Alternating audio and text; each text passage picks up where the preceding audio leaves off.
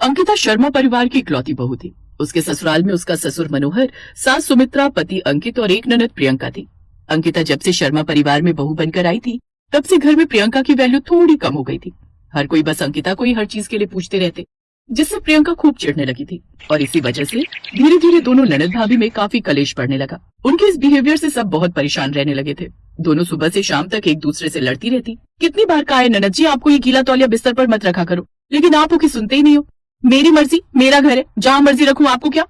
ऐसे कुछ समय बीता और फिर एक दिन सब बर्बाद हो गया माँ, हम कहीं के नहीं रहे। ऐसा क्या हो गया बेटा? माँ, एक तो हमारे यहाँ सूखा पड़ गया और जमींदार ने हम पर झूठा आरोप लगाकर हमारे सारे खेत भी हड़प लिए। उसका कहना है कि पिताजी ने कर्ज लिया था जो वो चुका नहीं पाए, इसीलिए सारे खेत उन्होंने हड़प लिए। हे भगवान, ये क्या हो गया? हम तो पूरी तरह बर्बाद हो गए। माँ, क्या होगा? अब तो हम सड़क पर आ गए। मैंने कहा था ना, ये भाभी है ही मनूस, बिल्कुल मनूस। जब से आई है कुछ न कुछ नुकसान ही हो रहा है। चुप करो दीदी, ऐसा क्यों बोल रही हो? और ऐसे रोने से क्या होगा? हर मुसीबत का कुछ न कुछ हल होता है, इसका भी कुछ हल निकल ही जाएगा। चुप रहो, इसमें बस आपकी गलती है। ये तुम क्या बोल रही हो प्रियंका? ठीक कह रही हो माँ, मैंने कितनी बार बोला भाभी को कि शाम होने के वक्त झाड़ू नहीं लगाते, इससे लक्ष्मी नहीं आती, लेकिन भाभी तो मेरी सुनती ही नहीं थी। आप पागल हो क्या ननद जी? ये कौन से जमाने की बातें कर रही हो? भला झाड़ू लगाने से लक्ष्मी जाती है क्या? दोनों ननद भाभी फिर से लड़ने लगती है। ये देख सुमित्रा गुस्से में बोलती है, क्या करूं मैं इन दोनों का? घर में इतनी विपत्ति आन पड़ी है, लेकिन फिर भी इन दोनों को लड़ाई के अलावा कुछ नहीं आता। कुछ ही दिनों में जमींदार पुराने कर्ज के नाम पर उनसे उनका घर भी छीन लेता है। फिर वो सब घर छोड़कर एक झोपड़ी में रहने लगते हैं, जहाँ बड़ी मुश्किल से वो अपने दिन काटने लगते हैं। दोनों ननद भाभी एक दूसरे के बाल पकड़कर लड़ने लगती हैं। अरे सुमित्रा बहन, तुम्हारी बहू और बेटी एक दूसरे के बाल पकड़कर लड़ रही हैं। क्या सत्यानाश! सुमित्रा उन दोनों को छुड़वाने की कोशिश करती है, लेकिन दोनों ने तो जैसे एक दूसरे की जान लेने की कसम खा रखी थी। तभी अंकुर गुस्से में बोलता है, बस अब और नहीं, मैं रोज रोज के इस कलेश से परेशान हो गया हूँ। अब मैं इन दोनों के साथ नहीं रह सकता, मैं जा रहा हूँ यहाँ से। अंकुर वहाँ से जाने ही लगता है कि तभी उसके सीने में तेज दर्द उठता है। क्या हुआ जी? क्या हुआ आपको? हे भगवान, आज तुम दोनों के कारण मेरे बेटे की जान खतरे में है।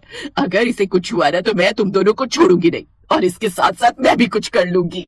देखिए ना, कोई बात परेशान की जा रही है जिस कारण इनको हार्ट अटैक आया है। अभी तो जैसे तैसे इनकी जान बच गई, लेकिन अगर आगे भी इन्हें कोई टेंशन हुई तो इन्हें फिर से हार्ट अटैक पड़ने का खतरा हो सकता है। नहीं नहीं, अब हम उन्हें किसी बात की कोई परेशानी नहीं होने देंगे। कुछ दिन बाद अंकुर अस्पताल से घर आ जाता है, लेकिन अब वो दोनों ननद भाभी को साथ देखकर एकदम हैरान था, क्योंकि अब वो दोनों एक दूसरे से बिल्कुल भी नहीं लड़ती, बल्कि हर काम बड़े प्यार से करती। बहू, ये लो, थोड़े से पैसे मैंने बुरे वक्त के लिए जोड़े थे, इनसे तुम दोनों जाकर कुछ राशन और साग सब्जी ले आओ। ठीक है माँ, मैं और भाभी दोनों साथ में जाकर कुछ राशन ले आते हैं। अब दोनों ननद भाभी मंडी चली जाती हैं, जहाँ वो देखती हैं कि सब्जियों के दाम थोड़े महंगे थे और उनके पास पैसे काफी कम थे। अब हम क्या करें? सब कुछ कितना महंगा है, इतनी महंगी सब्जियाँ, फिर टमाटर प्याज वो सब भी महंगा।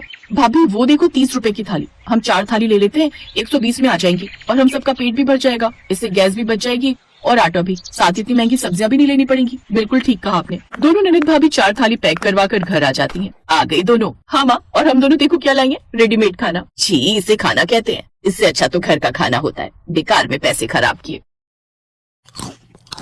हाँ भाभी, ये तो सच में कितना बेकार खाना बना है, इससे लाख गुना अच्छा खाना तो आप बना लेती हो। लेकिन उस ठेले वाली के पास तो कितनी सारी भीड़ थी। बोल तो इसलिए भाभी क्योंकि उसके पास वाली जगह पर बस अड्डा और सामने रेलवे स्टेशन है, और वहाँ पर बस वही एक ठेले वाली है जो खाना बनाकर बेचती है। तो फिर तो हम भी वहाँ पर ठेले पर खाना बनाकर बेच सकते हैं। अभी तुमने ही कहा ना प्रियंका, मैं अच्छा खाना बना लेती हूँ, और सच कहूँ तो तुम भी मिक्स वेज और आलू मटर की सब्जी अच्छी बना लेती हो। कभी कहा नहीं, लेकिन बड़ा ही टेस्टी होता है तुम्हारे हाथ का खाना भी।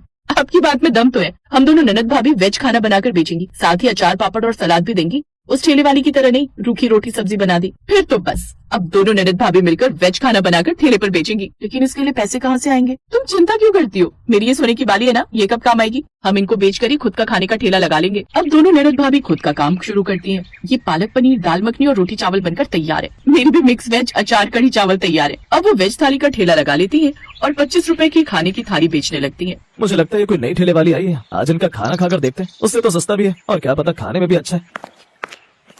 बहन जी, थाली लगा दो जरा। उस ग्राहक के बाद और भी कई ग्राहक उनके ठेले पर आने लगते हैं। सबको ननद भाभी का बनाया हुआ वेज खाना बड़ा पसंद आता है, और इसी तरह अब हर रोज उनके पास ग्राहकों की भीड़ लगने लग जाती है। अब उन दोनों की अच्छी कमाई होने लगती है, उनके घर की गरीबी अब दूर होने लगती है। कुछ ही दिनों में वो खुद का बड़ा पक्का घर बनवा लेती है, साथ ही रेलवे स्टेशन के बाहर भी एक बड़ी सी दुकान खोल लेती है। अब वो सब महीने के लाखों रुपए कमाते हैं। अब ननद भाभी का प्यार देखकर उनके परिवार वाले बड़े खुश थे।